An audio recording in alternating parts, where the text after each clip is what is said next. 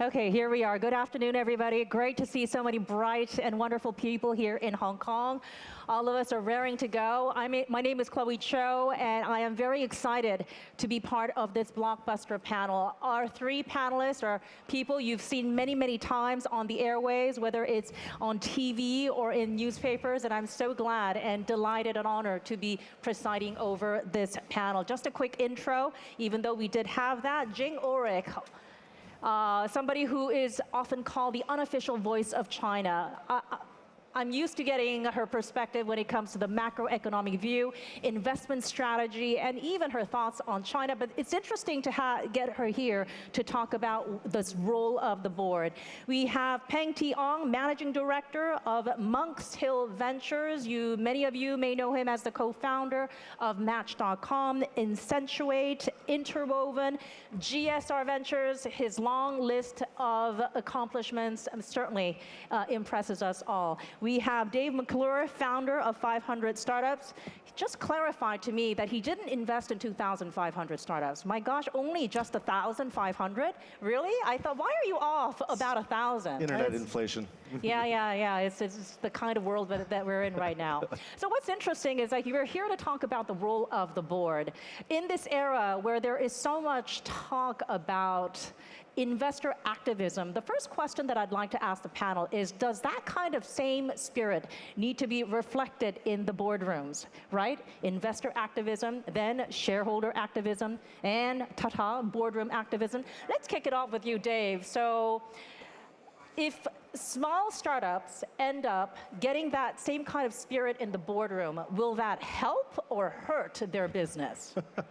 I don't know. I think that the type of shareholder activism that you normally see in large companies and maybe other types of activism isn't exactly the relationship you want with your board.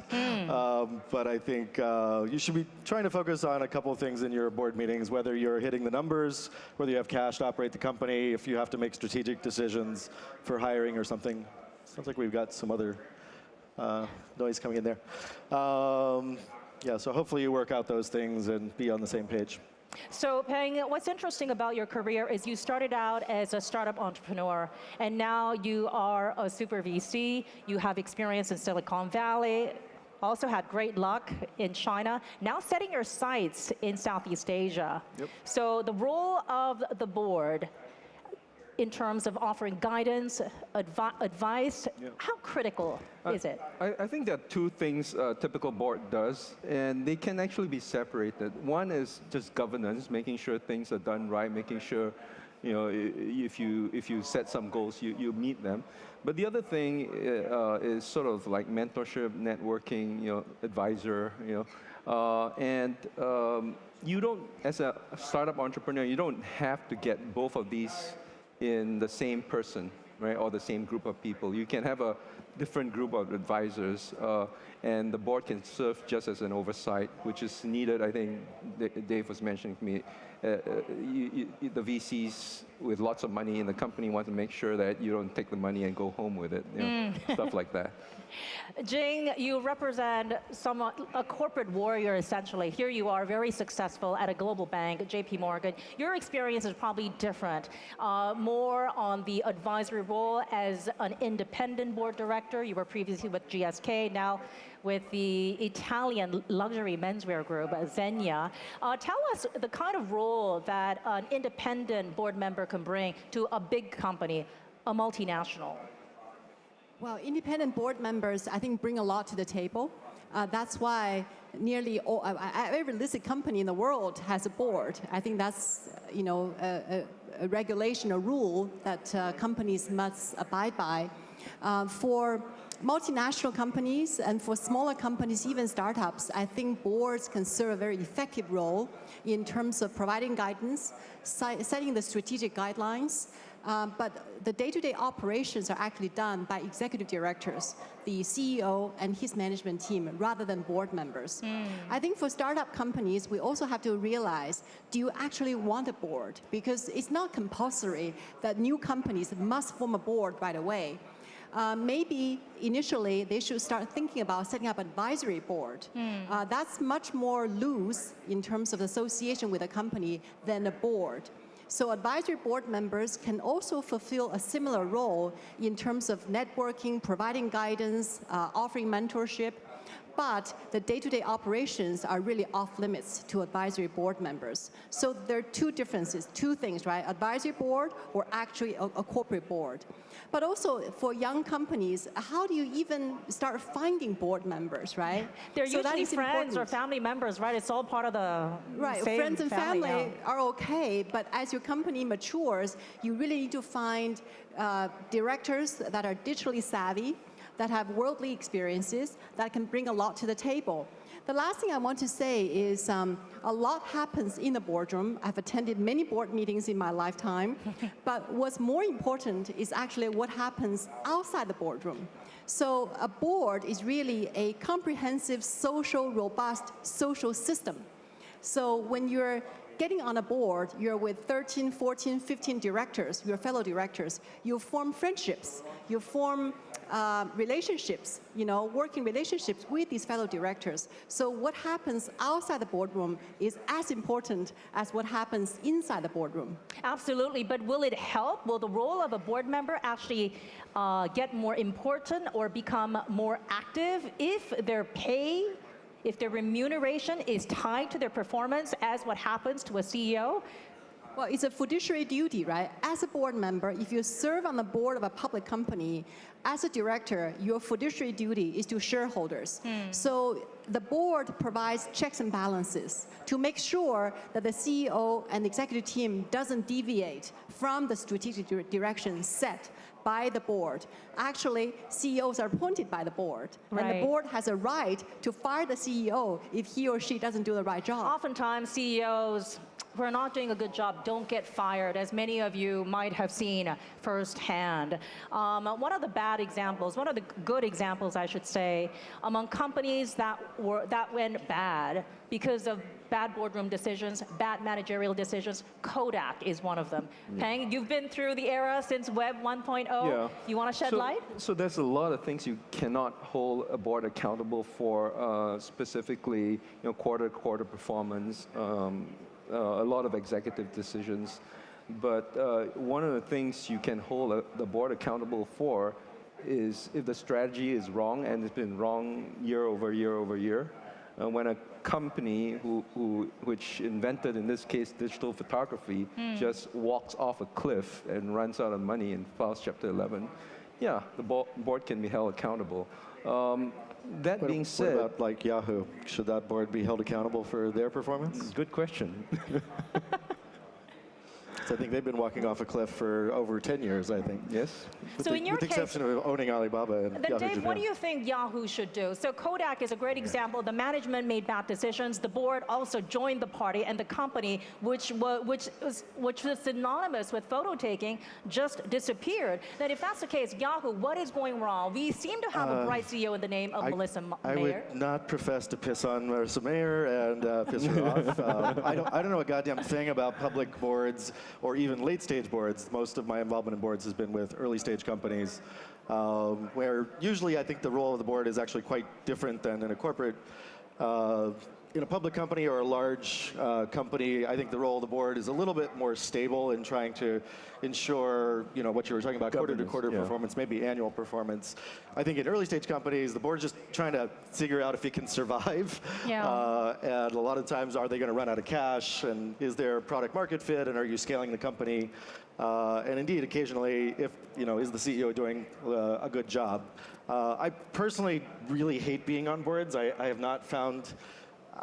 I would like to separate, I think, providing guidance to companies in execution and maybe in like product and marketing and sales and recruiting is a function that does not have to come with a board seat or control. I think typically for a lot of venture-backed companies, boards are a lot more about control and access to information, perhaps, than they are necessarily about guiding the entrepreneur. So I think we occasionally VCs view themselves as God's gift to entrepreneurs and helpful board members, when in many cases they're actually very specifically focused on their own ownership interests, which Is this because it's the nature of very early stage startups? So you've invested in 1,500 companies or so. How many boards are you actually serving right now? Only 3 at the moment. But wait a minute, if you've invested 1,500 companies, if I'm a CEO, a founder of one of those companies, and you are not sitting on my board, I would not be a happy camper. Why are you choosing the 3 companies over the other 1,400? You'd have my money and not my asshole feedback, which I think would actually be a lot more interesting for you.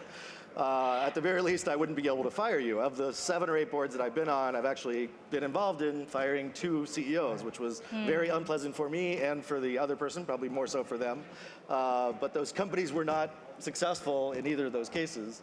I think, again, there's a selfish set of criteria for VCs, probably around, whether their ownership and investment is going in the right direction. I've actually seen what I would probably suggest are possible fiduciary obligations somewhat violated in that sense, or at least they're not treated equally with other I want you to weigh in here in light of the fact that you've been with the very early stage startup experience, and you later moved on. You even served chairmanship on Infocom Investments of Singapore. You're currently the chairman of Jungle Ventures. You have kind of like a holistic view. So what works, what doesn't? Do you agree with it? Point of clarity, I'm not the chairman of Jungle Ventures. I'm doing Mangsul right now. So, okay.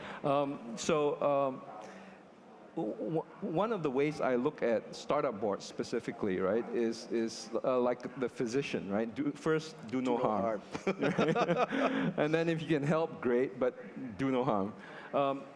If you think about it, right, the entrepreneur is living 80 hours, 90 hours a week on the startup, right? His team is, the executives are doing similar stuff. I come in and spend, 2 hours, 3 hours a month on the company. What could I possibly know that's better than what these guys know? I have strategies, again, got patents, but I have no idea what's happening on the ground. So I try to keep my mouth shut and let the entrepreneurs tell me what to do, what problems they're having, and then maybe I can do some patent matching for them. That's about the most I can do for them. Right?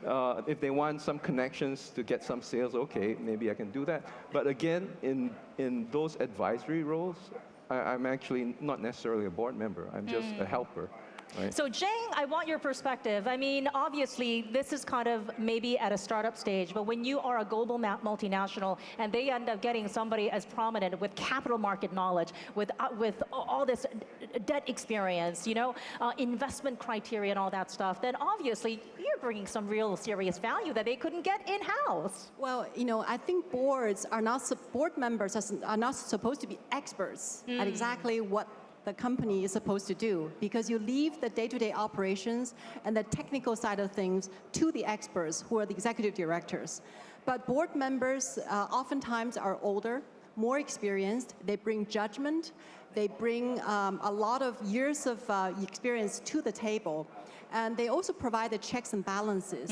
So therefore, sometimes when you're so involved in something in such great detail, you lose perspective.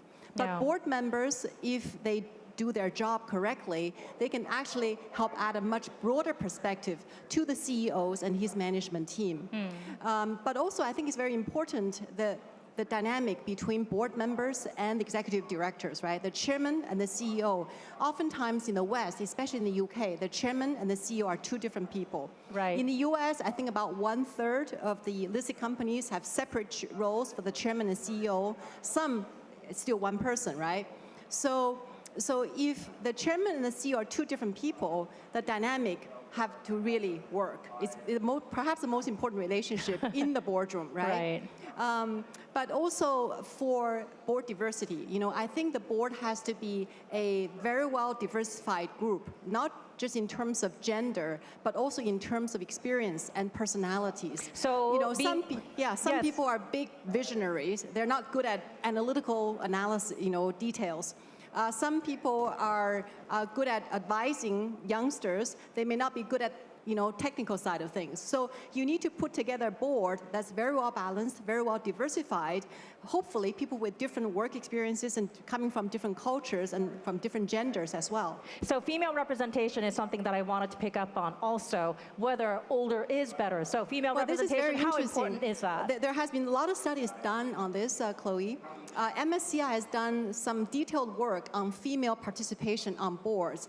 They say if you have more women on boards, these companies' return on equity actually is higher. They said 10.1% versus 7% or something. But also importantly, a lot of people here may think, women are more risk averse, they're more careful, they're more timid, they don't want to make these big decisions. Actually, quite the contrary. According to the MSCI study, when you have more women on boards, it does not indicate risk aversion. Actually, Gentlemen, women do you can take agree? big decisions. Yeah, women on board. You like that? Is it going to make a difference to the way the startup world operates? Well, I think I mentioned I that. feel like this is a very dangerous question to answer. No, it's actually easy, right? I've already mentioned I've actually missed out on opportunities to earn upsides of millions of Billions in dollars China. in Billions. China because I didn't understand certain markets and all that. It's 50% of the world's population, for crying out loud. Yeah. 50% of the world, the consumers are women, and one would argue even more are decision makers for households. More of the purchasing power. Yeah, purchasing power. So if you don't understand a woman's perspective, then you're missing out on half the world's consumers. That's wanna my sit down this problem. one? That's my problem. Yep. Games, for example. I invest in games, right? Most of the games are written by guys for guys, right? And there are just not enough women developing games, so a whole bunch of potential consumers of games are just not tapped upon. Yeah, so we've got about 1 minute and 40 seconds on the clock. Can I add one sentence? One Okay. thing you were asking me on the topic of women and men. We have two gentlemen here who are very respectful, which I appreciate very much. So I serve on the board of an Italian luxury goods company, and this company is predominantly menswear. Right. So when they selected me to be an independent director at this company, I said, I know nothing about menswear. No, it's about I'm a bringing the woman. woman's touch to a gorgeous but man. the chairman, the owner, and the chairman said, that's precisely why we need a woman to be on the board of the world's leading menswear company because the women are the best judge Yeah, of whether I agree. men And are good for best you. dressed or not. Okay, before we go, we've got about a minute on the clock, but I want to end the note on. I want to end this discussion on a positive note. What makes an effective and successful board, Dave? Very quickly.